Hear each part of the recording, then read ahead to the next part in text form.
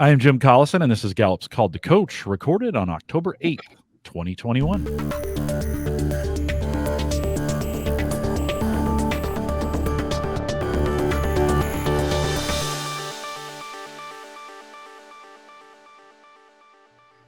Called to Coach is a resource for those who want to help others discover and use their strengths. We have Gallup experts and independent strengths coaches share tactics, insights, and strategies to help coaches maximize the talent of individuals, teams, and organizations around the world. If you're listening live, love to have you join us in our chat room. There's a link right above our video up there on the live page. It'll take you to YouTube. Sign in with your Google account. Join us in chat and ask your questions live if you want to do that. If you're listening after the fact, you can always send us an email, coaching@gallup.com. Don't forget to subscribe on your favorite podcast app. Called to Coach is this. We have lots through Gallup webcasts or there on YouTube. Hit the subscribe button right below the video down there. Allyson Horne and Morgan Holen are my guests today. Allyson manages training and support for TeamMates mentoring and has worked in the field of mentoring and as a mentor coordinator for over 15 years. And Allyson, you're the face of TeamMates for me. Welcome to Called to Coach. Your top 5: input, communication, strategic, woo, which is the best theme, and empathy. Welcome to Called to Coach. Thanks, Jim. It's so great to be here and so good to see you again. We've had you a couple times, by the way, just as a side note, with TeamMates. If folks go back to Gallup.com and search TeamMates, all those videos will come up. We're going to catch up with you here in a second. But let me just say thanks in advance for being a great partner on Called to Coach over the last 6 or 7 years we've done this, and of course, a very important organization to Gallup. Thank you for the work that you've done. Thanks, Jim. It's an honor to be here. You bet. Morgan Holen is a recent graduate from UNL, or we that's what we call it, University of Nebraska at Lincoln. She is a Gallup certified strengths coach. She serves as the reigning Miss Nebraska. That's a lot of pressure. And is going to be the state representative for the 100th anniversary Miss America. Her top 5: achiever, responsibility, significance, harmony, and belief. Morgan, welcome to your first Call to Coach. Thank you. Thanks so much for having me. Great to have you. How many hours go into being Miss Nebraska? What do you think? I know you didn't track it, but it's gotta be a lot. If you were going to guess, what does it take to prep for something like that? We call it a 24/8 job. You're constantly moving in a different town or city in Nebraska about every 2 days. So factor in travel, preparation for speaking. I don't even know how many hours it would get to, but it is certainly a full-time job, if not plus. Yeah, huge commitment. Congratulations on that, by the way. Huge commitment to get there, and a lot of work. You've got a lot of work to prep to get to the Miss America competition that's coming up here at the end of the year. But excited for you and wish you the best on that as well. Allyson, let's start with you. Let's get caught up a little bit on TeamMates. For those who aren't familiar with TeamMates, would you give a little bit of a intro to it and then kind of catch us up? Absolutely. TeamMates is a school-based mentoring organization founded back in 1991 by Coach Tom and Nancy Osborne. We are celebrating our 30th anniversary. And we are unique in a number of ways as a mentoring organization. First of all, we're strictly school-based, so everything that we do is at and through the school.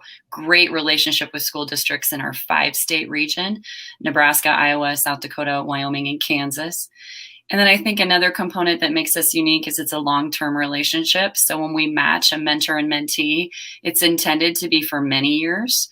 So for example, my mentee and I were matched in 4th grade when Haley was in 4th grade, and she's a senior this year.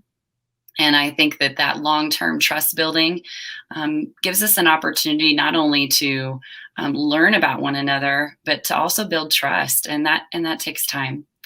And then a really unique component for TeamMates is that we're strength-based. So we train our mentors and our mentees to look for and notice the good, the uniqueness, what is right about one another. And then we form conversations about that. It's never meant to be prescriptive, but just an opportunity for us to celebrate what is right with one another. How big from an organizational standpoint? You mentioned 5 states, but as we think about both those who are the mentors and the mentees, what sizes are we talking about? How many students are affected? We serve over 10,000 matches, so that means about 20,000 humans, but 10,000 matches in 5 states. When I think about that, that's currently, so for many years, 30 years, the impact and the ripple effect of someone showing up for the other. So I tell people often in teammates when I do new mentor training, what an impact it is for a student when you show up for them, not because you have to, but because you want to. Students often ask me a lot of questions about teammates. The most common question that I've received, Jim, in the last few years is, how much is my mentor paid? And when they find out that their mentor is truly volunteer, they're a little bit in awe of that. Not only would someone show up once a week for me, that's our design is 1 time per week meetings, but for many years, they kind of question that initially as to, why might this person be doing this for me? And then we have so many examples of when the relationship becomes the mentee as the mentor. So when the mentee is actually teaching the mentor how to do things or learn things, or as I always say, no matter what, you're going to have generational differences and diversity that way, because students are experiencing life from a different perspective. I don't know what it's like to be a 4th grader in 2021. I don't know what it's like to be a senior in high school in 2021. I know what it's like to be a senior in high school in 1993. And I appreciate that you were directing the questions about Miss Nebraska to Morgan, in case anybody was confused that it was me at the start of the show. I show up a little bit differently than Morgan does, but I think that I have learned that those generational differences and that strength-based lens really gives us an opportunity to celebrate the differences, and in such a way that gives us language to talk about that. How do you think, so how does strengths benefit, and how do you guys use that? What kind of lift from an organizational standpoint do you think that gives to you in the organization as you're using that as a framework? We train our mentors to really learn the language for themselves first. So a mentor comes into training, they learn more about their top 5. We give them some conversation starters. In all training that we do in teammates, we get into practice. We come in with beginner's mind. As mentors, we're never an expert. So we get into practice right away. I tell mentors if I called it role playing, they would, get up and leave. So I just call it practice. But we train them to first really embrace and get to know their top 5. That language for themselves is critical before they can start strength spotting with their mentee. And when they show up and are sharing their unique awesomeness, they really encourage a student to feel comfortable doing the same. So we do that training for mentors. That's a requirement.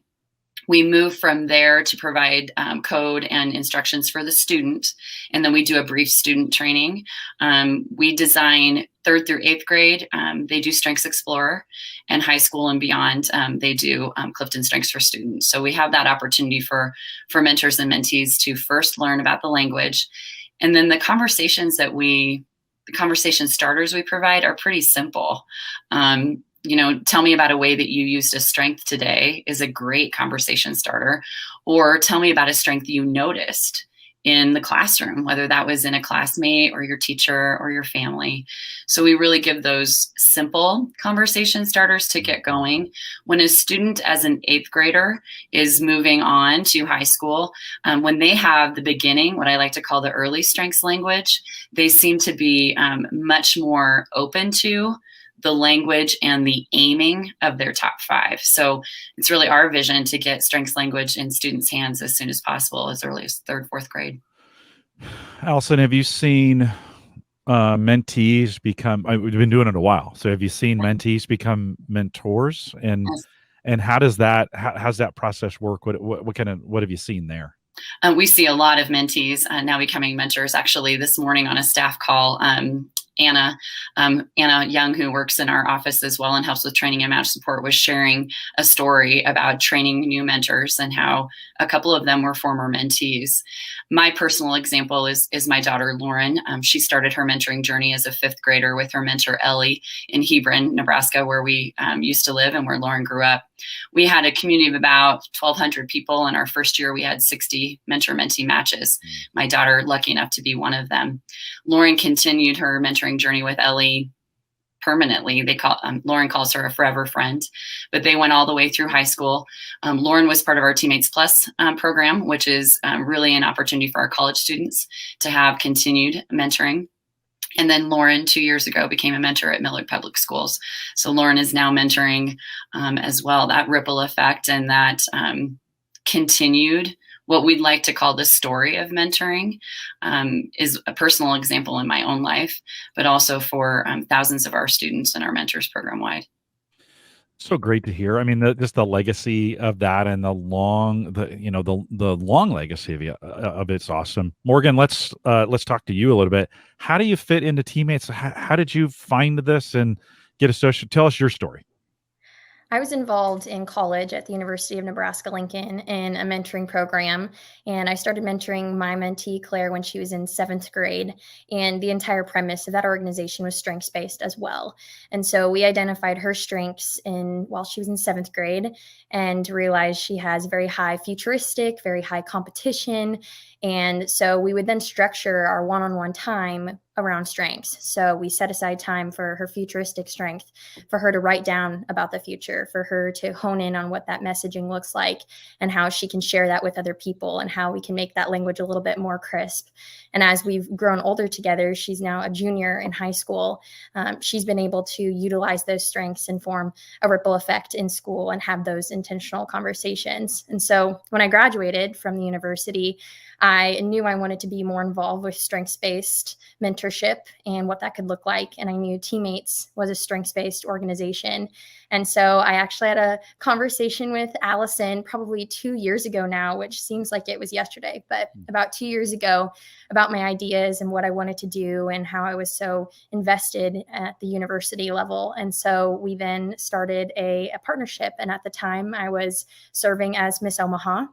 And then we had the pandemic. So we had a postponed year and waited for another year. And then I competed at Miss Nebraska. But every woman in the organization advocates for something she's passionate about. And so it only made sense for me to advocate for strengths-based mentoring and specifically be partnered with TeamMates. Allyson, anything you want to, you are on the other side of that. Anything you want to add to that? As we think about onboarding, recruiting, those kinds of pieces, anything you want to add to Morgan's story on that? That's important. I think, first of all, we're just so grateful that Morgan is in a position to use her voice, and the fact that she has chosen to do that, not only through TeamMates, but through this strength-based mentoring component. We're very grateful for that. She has an opportunity to be in many communities and sharing a little bit about that. But the other thing that I appreciate about Morgan is she walks the talk. So she is an experienced, we like to call them seasoned. I love that you said grow older together. I'm going to maybe tag on to that, Morgan, because I've grown older together with a lot of people in my life, and that's a much better way than I usually phrase it. But you've walked the talk of being a seasoned mentor. And that is one of the greatest pieces of recruitment that we have. We have a fantastic marketing recruitment coordinator, Hannah Miller, at the TeamMates office, who is going to love every single word that you're saying, because even though it's Hannah's job to put together recruitment resources, our greatest recruiters are our mentors who share their experience and share their story. And we have 10,000 of them, but we ask them to really think about who they know that would be a good mentor, who they know that would be able to give back about an hour a week and really show up not as an expert, not as, you don't have to be good at 5th grade math, thankfully, or they would never let me in. I'm not good at math yet. But the opportunity that we all have to show up and just be ourselves and listen to someone else, that's kind of a sacred space. I think that maybe we all deserve a little bit more of. I like to ask mentors, when was the last time you sat across from someone and you weren't distracted by your phone or your to-do list, and you get to play a game of Connect Four and just really get to know and celebrate someone. You don't have to, again, do 5th grade math, but you also don't have to worry about the, what I think students sometimes come to the table with is a long list of pressure. And one of the things I've heard from students is my time with my mentor is when I don't feel a sense of pressure. I just get to show up. I just get to be who I am. And I think there's a lot of magic in that. Well, Morgan, you probably have gotten to the point where you're looking forward to your time with the mentee, right? It's not well, I got to go to work. It's like, yeah, it's that time that I get to spend with it. I'm sure you look forward to it as well. Morgan, how much, as you've gotten to know your mentee, how much does strengths play a part in your conversations? Is it something that just naturally happens, or do you have to kind of work at it? At the beginning, it was a little bit more of a work at it because we both were getting more familiar with strengths language and especially knowing and understanding her strengths and maybe how they could interact with mine and how we could build on a relationship in that way. But eventually, it started to become so natural to be part of our conversations because she would tell stories about what was going on in her day. And it was so easy to spot some of those strengths throughout her day. And maybe she didn't even realize that she was doing them because that's how strengths work. They become natural behaviors for us. But to be able to hopefully identify those strengths for her so that she can do them on purpose and she can identify them herself, and then give her those situations and almost challenge her, especially with her competition, challenge her in ways that she does use those strengths. And so it grew to become a lot more natural. Yeah, it's always good to hear. Allyson, as we think about, and Morgan mentioned this a second ago, the pandemic, and that changed a lot of things for a lot of people. How did you guys grow through that? And coming out the other side, wherever we're at with it, who knows where we're at in the process? What you guys learn through it? How have things changed, or has it made the organization better in some ways? Can you talk a little bit about that? I love that I see here in the comments that Kevin noticed growth mindset. That's something that I practice. That's something that we also train our mentors to do. The power of yet is really around growth mindset. None of us knew what to expect in March of 2020. I've been reading and learning a lot about the psychology of returning, and wherever we're coming back to right now is unknown. And a lot of times when you think about a return, it's usually to a memory. We don't have a memory of this return yet. We're in that practice. And I think what we did organizationally is we demonstrated that no matter what, we show up anyway. So that's our mission, vision, values is all around how we show up for students. Our motto is be there. And so we really moved into how can we be there when we can't be there in person, face to face. We are a face-to-face mentoring organization, so it posed a lot of potential roadblocks for us. So we dove heavy into technology. One of the things I thought I would never, ever say is that I did a Facebook Live, and we jumped right into that space. I wasn't good at it. If you go to the TeamMates, if you follow us on Facebook, you'll see some calamities. Real life calamities of me trying to navigate through Facebook Live space, but also demonstrating program wide that even though we don't know what we're doing, we're going to try to show up anyway. We worked with an organization to set up our TeamMates portal, which helped give safe space for us to have mentors and mentees connect. So one of the components of TeamMates is about safety. So again, as I mentioned, we meet at and through the school. So we don't exchange contact information, and we don't have our mentees in our homes or our vehicles or any of those situations. It's all through the school. So we worked with an organization to be able to structure safe Zoom space. So we were third-party monitored. We had the ability to have a mentor and mentee connect without sharing private personal information. And we jumped right in. The first few meetings, I'll give my own example with my mentee. I'm part of the tech implementation team to build this portal, and it took us 3 times to be able to meet in the space.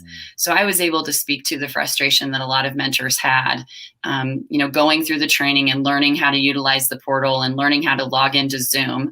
I remember learning about Zoom years ago, and wow, do I wish I would have invested in it at the time.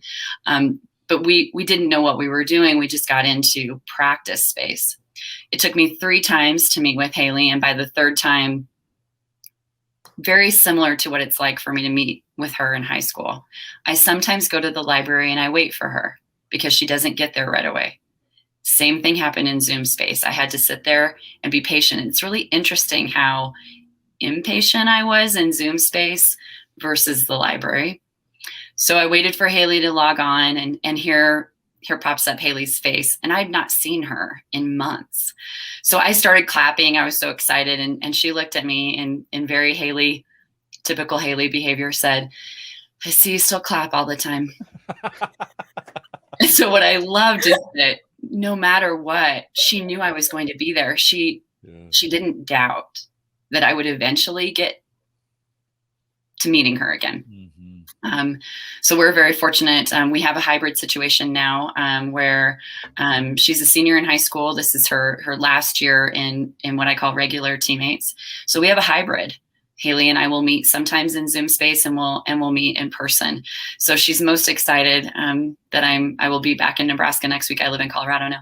I'll be back in Nebraska next week, and we're both excited about being able to see one another. But she knows I'll clap when I see her, whether that's in Zoom space or in person. Yeah.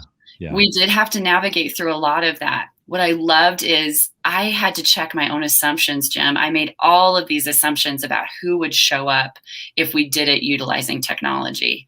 And I was proven wrong time and time again.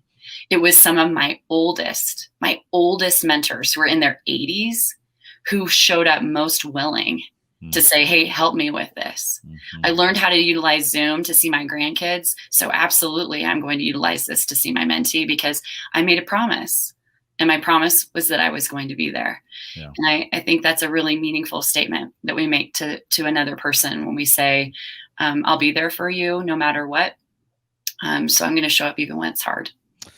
I completely agree. I mean, this has been my mode of communication for a lot of years, probably 7 years before the pandemic. And it's made my life different in both how I communicate with people and how I coach people, because now they're actually more open to these kinds of conversations, these kinds of sessions.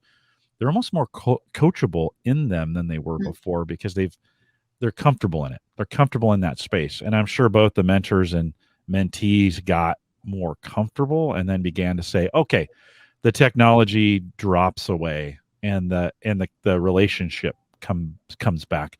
Morgan, in your case, theoretically you're younger, even though we won't say that publicly here. You should be good at this already. Did that change anything for you? And what did you learn kind of during the pandemic as a coach, as a mentor in this space? Can you talk a little bit about that? In March of 2020, when we were all sent home, that was my senior year of college. And so I no longer had classes in person, and all of a sudden everything was on Zoom.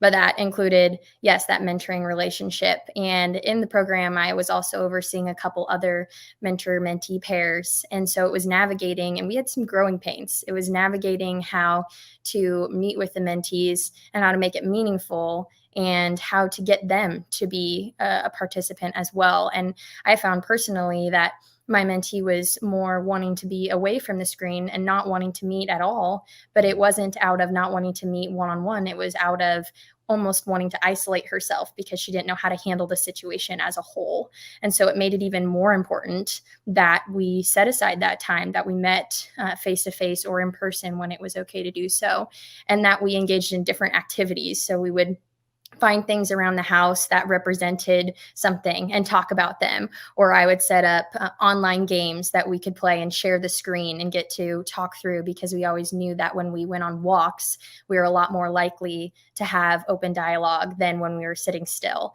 And so how could I still create that space even in an online fashion? But I will say at the beginning, it was not easy. And even though I'm young, she's young, we love to interact online through FaceTime, through Zoom, whatever it may be. That was not the way that we were getting the most out of our relationship initially. And so we really had to change our perspective and shift our perspective to have those continual conversations. Allyson, you're shaking your head as she's talking about that. Were those stories amplified across the organization? And did you hear that coming from a lot of folks? Oh, we did. And we found surprises along the way. It was hard.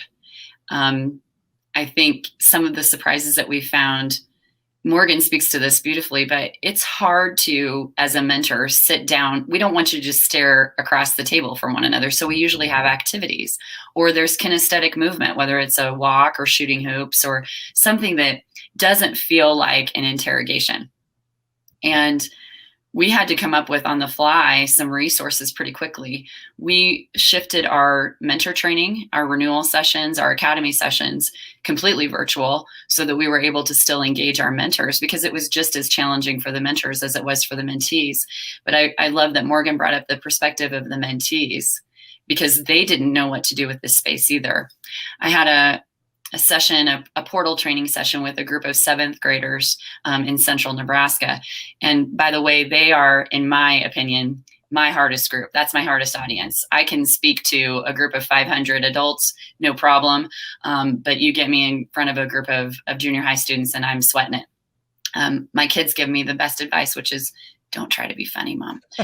But I walked into that space and virtually, and I could hear the students coming in, and I heard this young man say to the teacher, "What's going on?"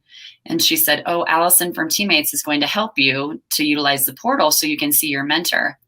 And I heard him say, "You mean I still have a mentor?" Mm. And it really shook me, because it reignited my purpose and passion and the mission of this organization, which is promise keeping. Mm-hmm. And so I've told that story many times to mentors, because sometimes we doubt our impact. We think, oh, this kiddo doesn't really care if I show up or not. And the likelihood, by the way, of a 7th grader looking across the table and saying, "Jim, you are an amazing human who gives me more hope, and you help me look towards my future," the likelihood of a 7th grader saying that is not likely. Mm-hmm. But they will tell others. They tell their teachers. Sometimes they tell me. And I think that's really powerful. The showing up no matter what on both sides is such a testament to a trust building relationship and a developmental relationship. Mm-hmm. To be able to pepper strengths into that. One of the conversations that we had as an organization is, how do our strengths show up in times of challenge?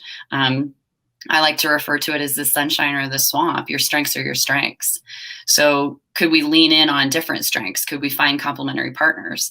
I don't have high adaptability, as I mentioned to both of you in the green room. So I'm very grateful that Morgan does, because if Jim, for whatever reason, would have a freeze or a shutdown, I will go into full panic.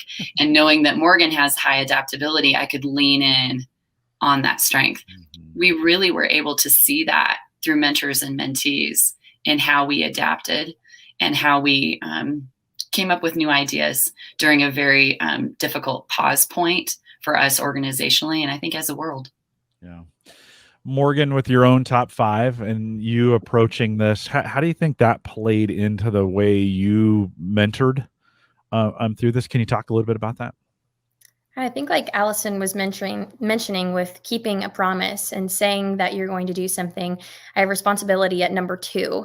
And so I knew I made a commitment years ago to this relationship that I would show up every week consistently as someone who believed in this student. And I didn't say, I'll show up if it works for me, or if it's convenient, or if it's something I'm comfortable with, but that I'll show up every week no matter what.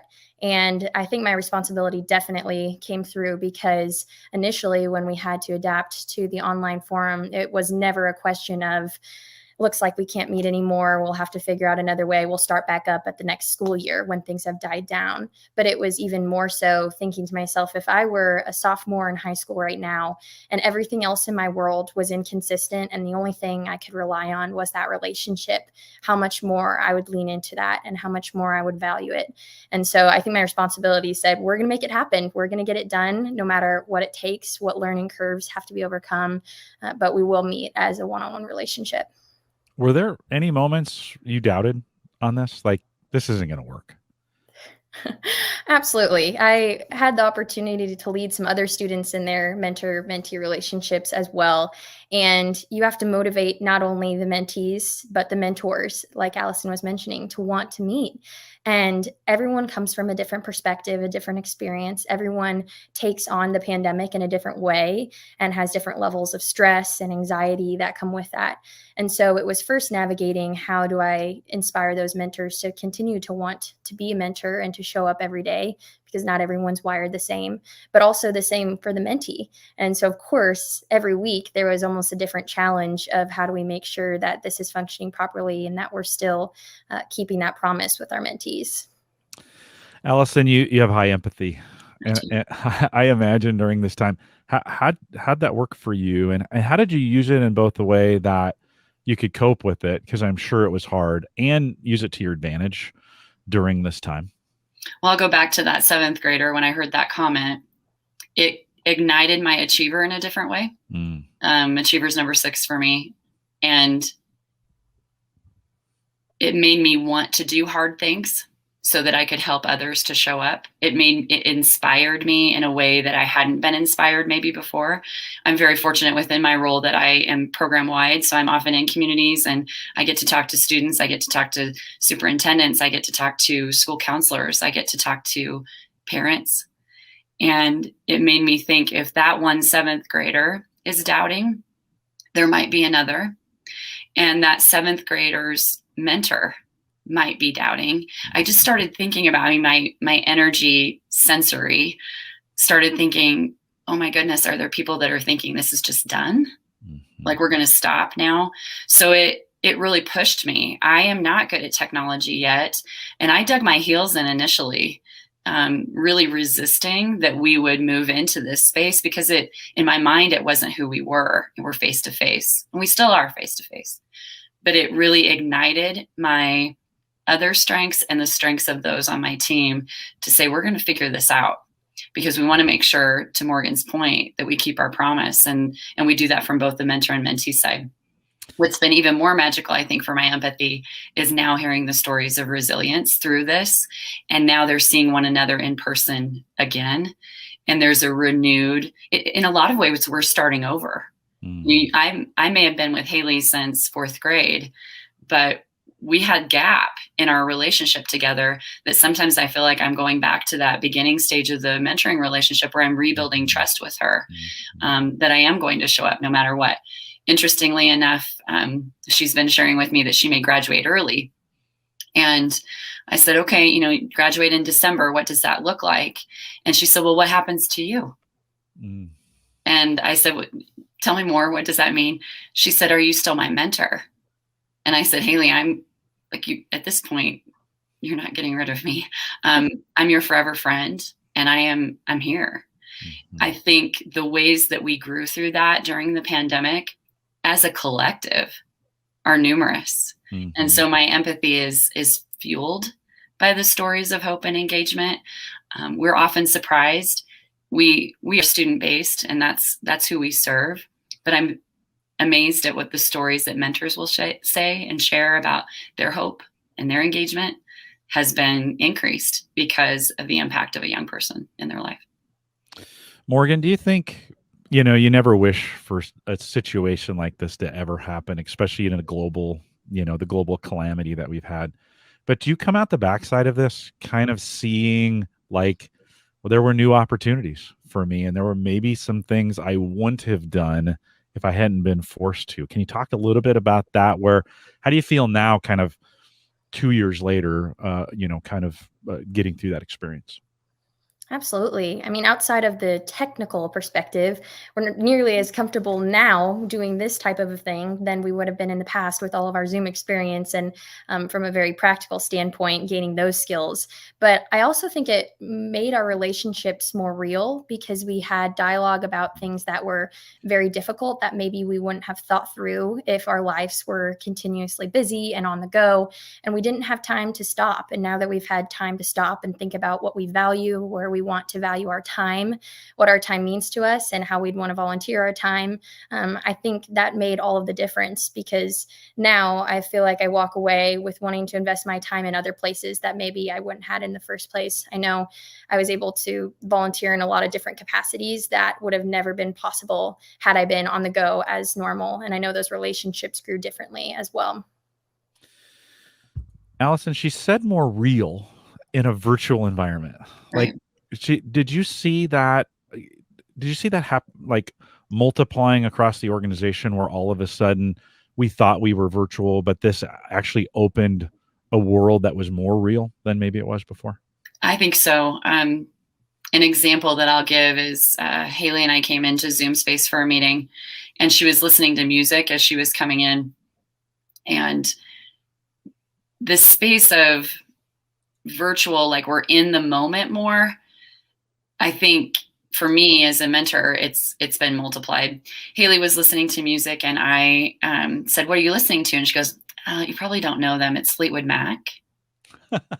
And this is my senior in high school mentee. And I said, "What are you listening to?" She's like, "I'm listening to this song called Dreams."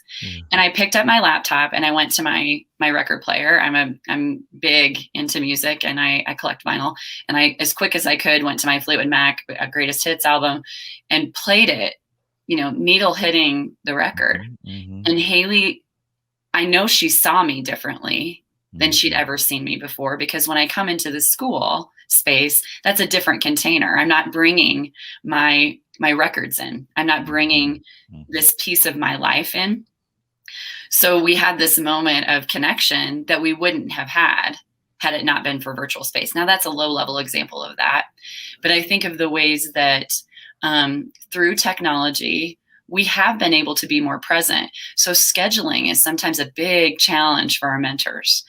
We've had over the years snowbirds who have said, I can't mentor because during these months I can't show up, that now we have an opportunity here that we can say, yes, you're in person as much as you possibly can.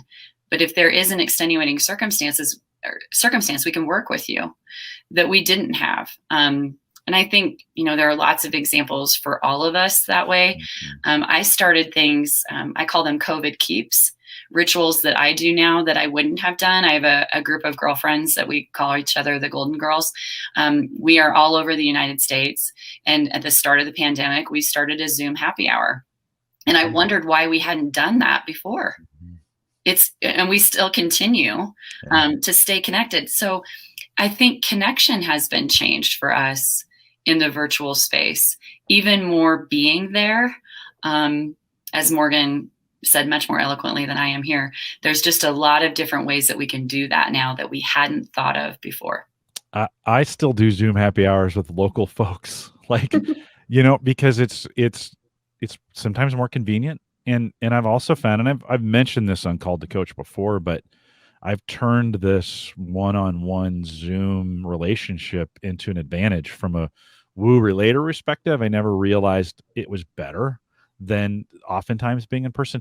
You go to a noisy restaurant, you go to a noisy cafe, there's distractions, you got to drive there. With this, you can literally say, "You got 5 minutes?"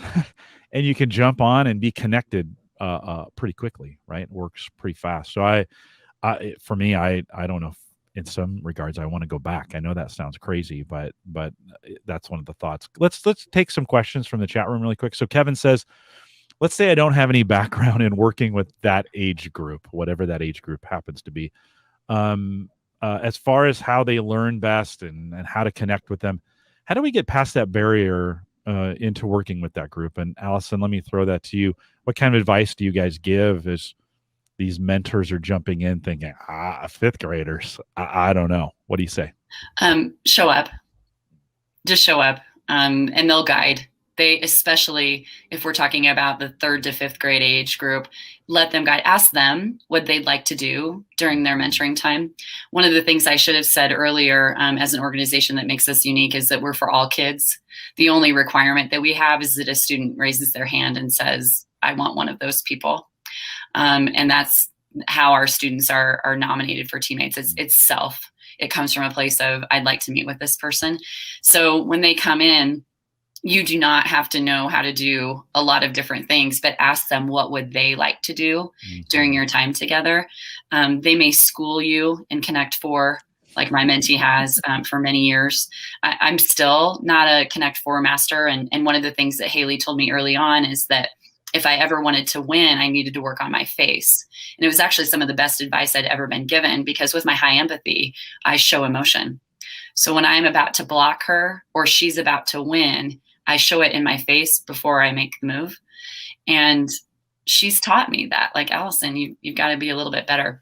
I think the kinesthetic movement, a board game or a conversation starter or a walk or shooting hoops, those are really the ways to, I think, enter safely into what is their container. Ask them to show you around their space. Ask them what was the best part of their day and the silliest part of their day. Asking meaningful questions to open up that dialogue. You really don't have to be perfect or good at any of this yet. Just show up and be you. Morgan, would you add anything to that with your own experience? By the way, I would think some of the things you're doing, like woo and communication, would be really, really helpful for you. Those don't necessarily show up in your top 5. So how do you approach that from your own unique set of talents? And what else would you add to that?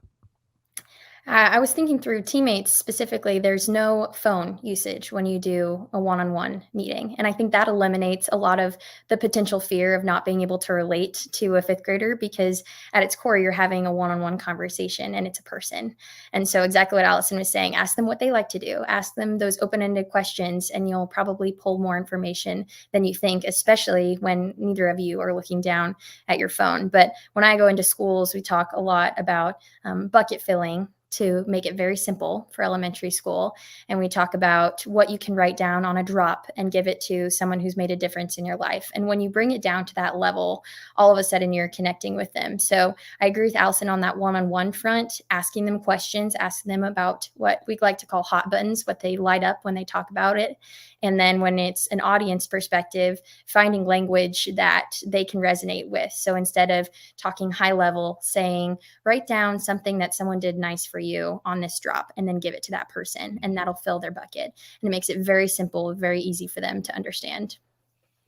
I just found being goofier than they are is a good trick to be like, hey, I can be just as weird as you. So don't try to out weird me. As we think about the future a little bit, Lisa asked this great question. Because of Zoom, are they expanding, geographically in terms? So Allyson, think through like why the 5 states and what's a little bit of the future of TeamMates, and has the pandemic changed that future in any way? Because now you see a little different way of doing this. Can you talk a little bit about the future? One of the things that I love about our organization is that no matter where we are, we adhere to our core values. And so those are unchanging. Very much a testament to Coach Tom Osborne and his wife, Nancy, and the way that they created this organization 30 years ago. We are intentional about growth. We are never about quantity. It's always about quality. So we want to make sure that with intentionality, we grow. I don't see us becoming an e-mentoring organization, because that's not who we are. And there's some great organizations out there doing that. So although we may have technology options, I don't think it's going to change our core values of being a school-based in-person organization. Our growth in other states has come very organically, but also with tremendous intention and planning and thoughtfulness around support. It's our local communities, our local school districts that are supporting our mentors and mentees. And so we want to make sure it's a good fit for that school district. We want to make sure it's a good fit for TeamMates, and that they are on board with our core values, that this is not about, we never use the label at risk. We believe that all of us are at risk if we don't have mentors in our life. So if there's a misunderstanding of what mentoring is from our point of view, that may not be a good fit for us. And same for the school district. We want to make sure that we can support the students at the school and through the school. I think right now our hybrid or our technology options are really intended for extenuating circumstances, intended for where we need to bridge the gap in between in-person. But as we think about this as an organization, it has given us some hope and some light and some new idea generating. I love that Tom and Nancy 30 years ago sat down and took an idea to 20 football players and said, what do you think about this? And they said, sure, we'll try. And from there, now we serve 10,000 matches in 5 states. Within a 30-year time frame. That's a pretty meaningful intention behind an idea. So I'm excited about how we celebrate 30 years. I'm also excited about how we consider quality growth and intentional growth. Mm-hmm.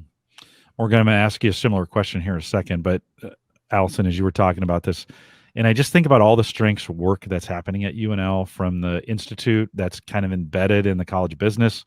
We're doing an interview next Tuesday with the NIL, athletics program as we think about strengths and coaching and athletics and how that's beginning to work. Of course, Teammates started with these football players that started in a program that's a big deal here in Nebraska, but now has then gone out to these 5 states.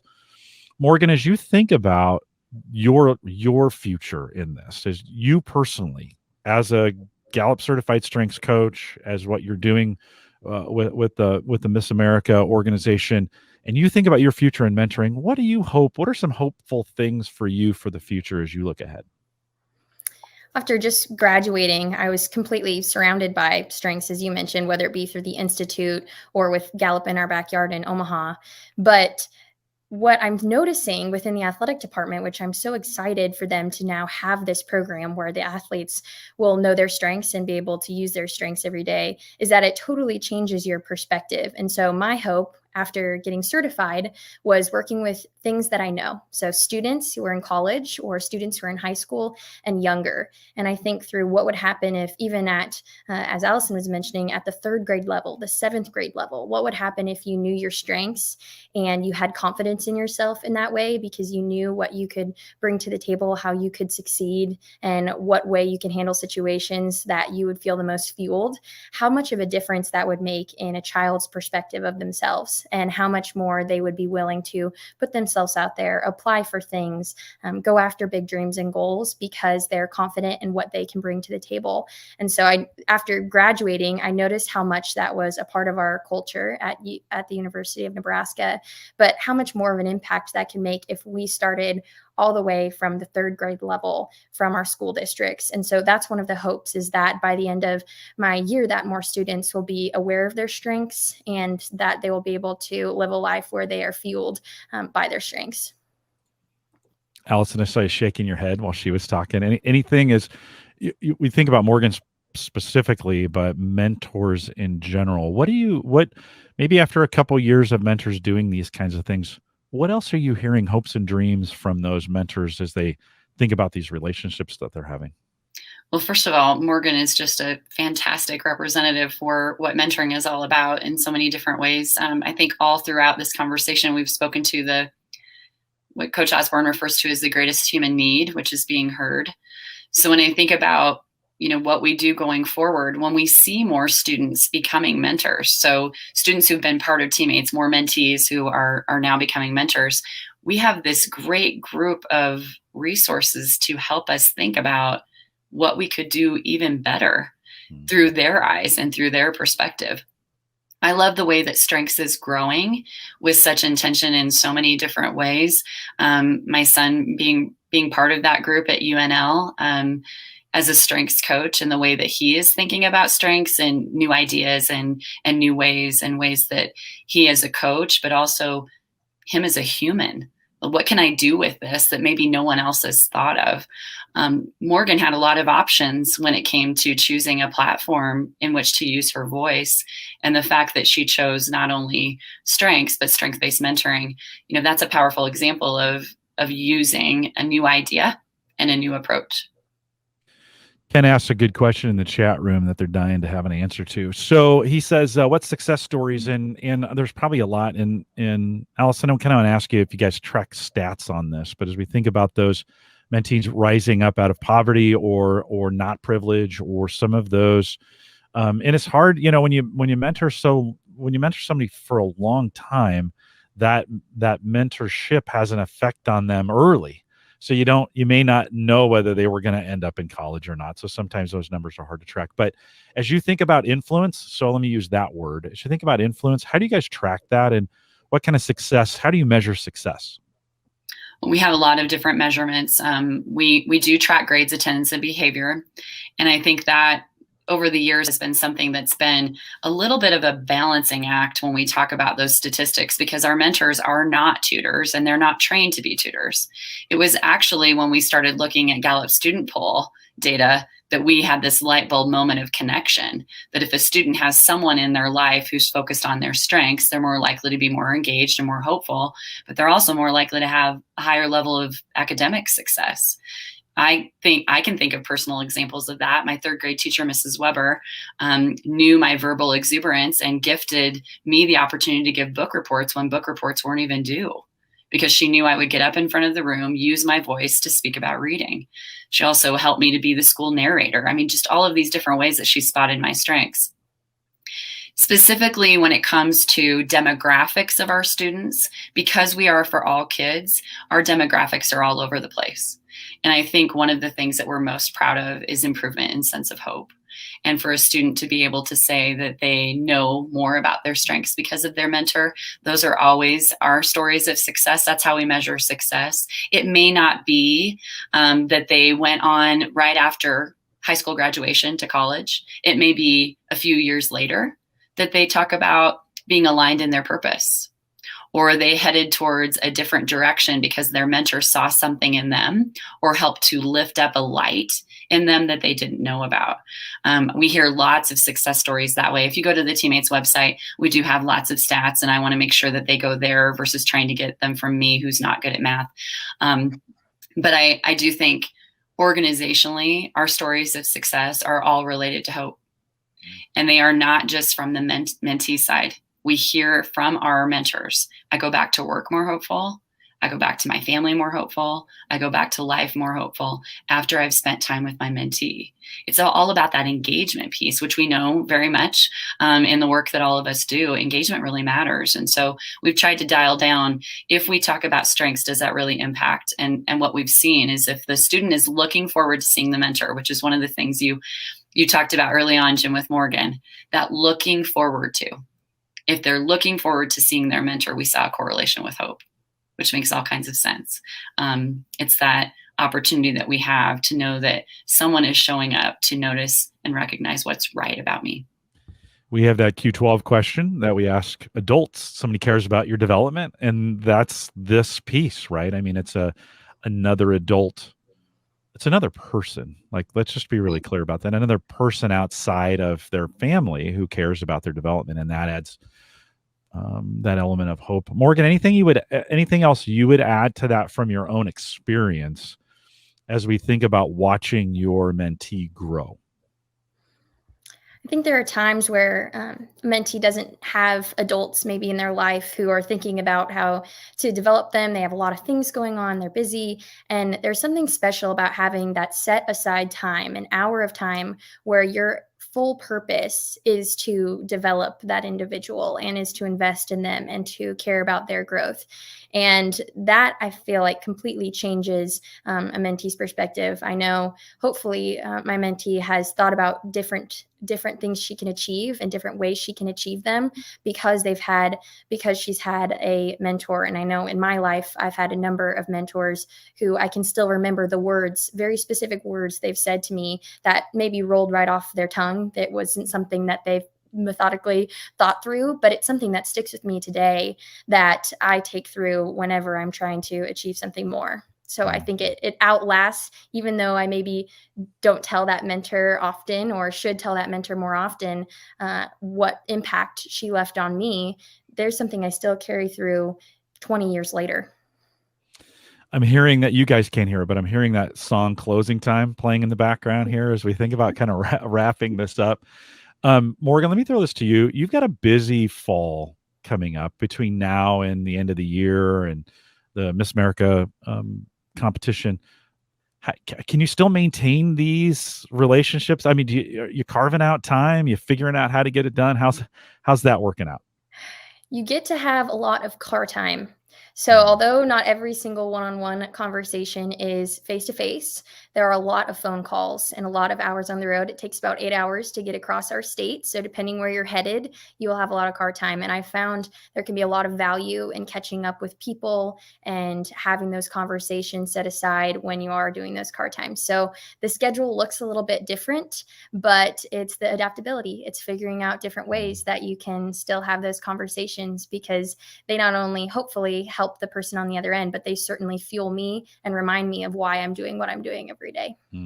It's a good way to come about it and to figuring out those spaces. Like, okay, I can't do it this way. I need to figure out a way. And it's a short time period.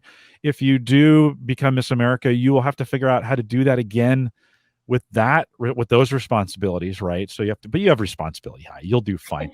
Allyson, you and I don't. As I think about if you were to answer that question too, as we think out looking for the future. Well, let me rephrase it. What are you most excited about over the next year or two with TeamMates, and what are you looking forward to? What's kind of the future directions for the organization?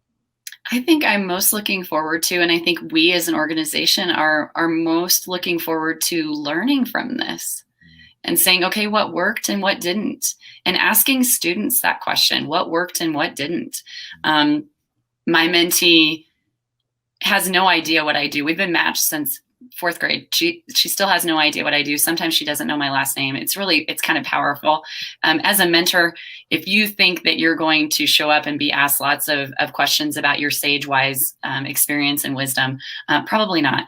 And one time I came in and I brought her some materials that were our mentee training materials, because not only do we train our mentors, we train our mentees. And I said, hey, Haley, would you take a look at these? We'd love to hear your perspective. And she said, these are terrible. She goes, I don't know who's doing these or putting these together, but let them know that what kid is going to sit through a PowerPoint? And that's me. That's my job. So I'm sitting there hearing this beautiful critique. And I said, you know what, Haley, I will take that back to TeamMates and I will let them know. And we did. We made improvements. It made more sense to do a 7-minute video over a PowerPoint. And so I think I'm most excited about asking our mentors and our mentees, what did we learn? How can we apply that learning? How can we be better because of that learning? And then how can we be grateful for this space that was really challenging, but we still showed up for one another? So sharing those stories, I think as an organization, that's what we're most excited about. Morgan, I'm sure you've inspired in this conversation others to say, yeah, I want to do this. How would they follow you? Like, you're talking about this, I'm sure not just here, but in kind of all the things that you're doing. How would folks follow you or stay in a place where they could watch what you're doing? What's the best way to do that? Absolutely. If you are on social media, you can be Facebook, Miss Nebraska, or you can be on Instagram at Miss America NE. But yes, this is something I am very fortunate to get to talk about what I love every single day to different audiences. And so you will find that this is a continual conversation if you follow along. But I'd also encourage you, if you do feel inclined to be a mentor, to go to teammates.org. That is my entire mission this whole year. And we know that there are far more students seeking a mentor than there are mentors available. So hopefully this conversation has led you to realize how valuable that can be, and how that is probably one of the most valuable ways you can spend your time. Well, Morgan, I'll say in my world of nerdery, I've never talked to a Miss Nebraska before. So thank you for talking to me, and and thanks for coming on and being a part of this. Allyson, if folks want to get involved in TeamMates, or if they have questions about it, or what's the best way to engage in a meaningful conversation, whether they want to get involved, or how do I get this to my state, or how can I maybe build something like this? What's the right way to do that? Teammates.org is your starting point, whether you want to be a mentor or you're interested in starting a Teammates program in your community. I think the task that I would rather put out to this entire group is to think about two things. How could you ask a mentoring-based sort of question to whomever sits across the breakfast table or the conference room table from you? My favorite have been, what's the best part of your day or the silliest part of your day? It just ignites that dialogue that helps us to build upon strengths, but also to thank your mentors. The people in your life, we all have them. Someone who saw you for what was right about you, maybe even at a time where you weren't showing up in the best of ways. I have such a long list of mentors in my life to thank, both at age 46 and, also as a kindergartner. But really those opportunities that we all have to say, thank you for recognizing and hearing me. Thank you for seeing me for my worth and my good and my potential. So I would encourage both of those things to happen.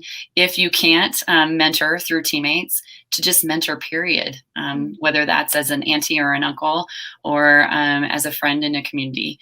There's just lots of different ways to create those ripple effects. Geraldine Mosley, who's a good friend, chimes in at the end and says, the viral nature of hope matters. Thank you for the ripples. Shane would be proud. Shane Lopez, of course, who wrote books on hope, and I think is really, I mean, as we think about what we're trying to do here or what we're working is giving hope, right? And I think both of you agree, the mentor to mentee relationship is not always one to another, but it goes both ways. And I think sometimes if you're feeling down, like I always tell people, if you're feeling down because no one is recognizing you for anything, do some recognition. Like, you just start doing it. And I think if you're in a situation as an adult where you're struggling a little bit, I think maybe thinking about mentoring someone can be that relationship. Allyson, you said this earlier, you're just going to get schooled, right? You're just going to get schooled. And maybe that's not such a bad thing to do. So I appreciate that. You guys hang tight for me. Thank you both for coming on and being a part of it. Lots of great comments from the chat room as well. With that, we'll remind everyone to take full advantage of all the resources we do have available around strengths now in Gallup Access. So head to gallup.com/CliftonStrengths. A lot of these resources that are available. Allyson mentioned Strengths Explorer, which is also a product that's available for students 10 to 14. StrengthsExplorer.com will get you there as well. We have some resources on the website, all kinds of ways to use it. Yours truly and Micah Librant created a whole bunch of videos around that. In fact, Jerlene, who I just brought up on screen, was a guest on that as well. And so a great resource that's available for you. If you're interested in becoming a Gallup certified strengths coach, we do that as well. So you can send us an email, coaching@gallup.com. We'll get you connected into the right place. Again, I say that super fast, but coaching@gallup.com. If you want to follow us on the webcast, I did mention we're going to be interviewing some folks from UNL on Tuesday. I think that's the 12th. If you go to gallup.eventbrite.com, you can get signed up for that. And I'm excited for that interview because some student athletes are coming in. Dr. Tim Hodges, who kind of oversees the institute there, will be on to interview them. It's just going to be maybe the most different kind of interview you've ever heard around strength. So we're excited about that coming up here in just a couple days. We want to thank you for joining us today. If you found this helpful, just share it. It'd be awesome to get this. Speaking of viral nature, it'd be great for you to get this out.